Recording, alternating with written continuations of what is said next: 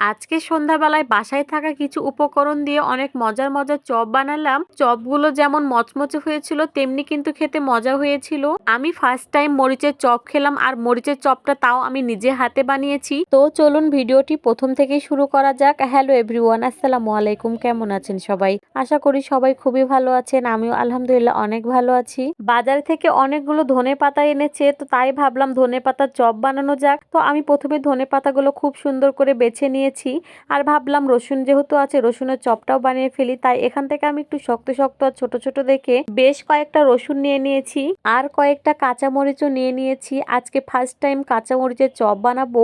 এখন আমি সবগুলো খুব ভালোভাবে ধুয়ে নিব। আমার ভিডিওটা কে কোথায় থেকে দেখছো অবশ্যই কিন্তু কমেন্ট করে জানাবে। আমি একে একে সবগুলো ধুয়ে নিয়েছি। এখন আমি ধনে পাতাগুলো খুব ভালোভাবে ধুয়ে নিব।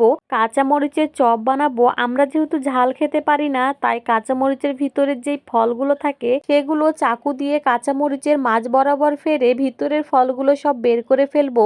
এতে ঝালটা অনেকটাই কম লাগবে। যারা আমার মতো ঝাল খেতে পারো না তারা কিন্তু এভাবে কাঁচামরিচের চপ বানিয়ে খেতে পারো। আমি কিভাবে করলাম তোমরা ভিডিওটা ভালো করে দেখলেই বুঝতে পারবা। এভাবে আমি যে কয়েকটা চপ বানাবো সবগুলো আমি কাঁচামরিচের ফলগুলো বের করে ফেলেছি। এখন আমি একটা বাটিতে অল্প করে পানি নিয়েছি, আর এর ভিতরে সামান্য লবণ দিয়ে রসুনগুলো সিদ্ধ করে নিব।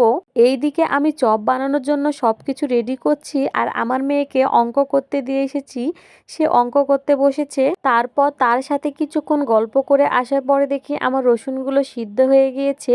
এখন রসুনগুলো আমি একে একে তুলে নিব। তারপরে আমি ওই একই পানিতে ওই মরিচগুলো আমি দিয়ে দিব।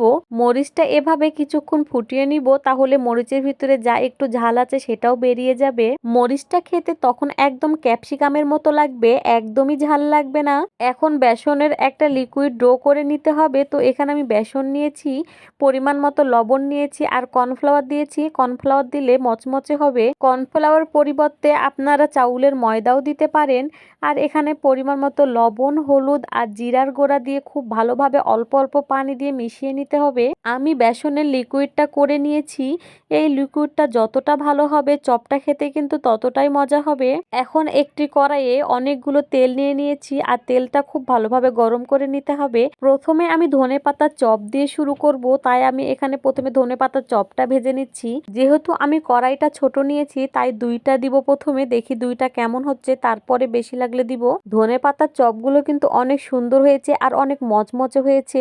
দেখেই কিন্তু বুঝতে পারছেন কতটা সুন্দর হয়েছে। ধনেপাতার চপ কারা কারা পছন্দ করেন অবশ্যই কিন্তু কমেন্ট করে জানাবেন। সবগুলো ধনেপাতার চপ ভাজা হয়ে গিয়েছে। এখন আমি রসুনের চপ আর মরিচের চপটা ভেজে নিব।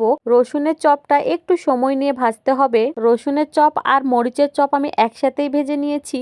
এই যে দেখতে দেখতে আমার সবগুলোই ভাজা শেষ হয়ে গিয়েছে। এখন এটা গরম গরম টমেটো সস দিয়ে খেতে কিন্তু অনেক মজা লাগবে। শীতের সময় সন্ধ্যাবেলায় কেউ যদি এইভাবে এতগুলো চপ বানিয়ে খাওয়ায় তাহলে কিন্তু মন্দ হয় না, তাই না বলেন? চপগুলো বানানো কেমন হয়েছে অবশ্যই কিন্তু কমেন্ট করে জানাবেন। আর যারা যারা ধনেপাতার চপ এখনো খাননি তারা কিন্তু এই শীতেই খেয়ে নিন।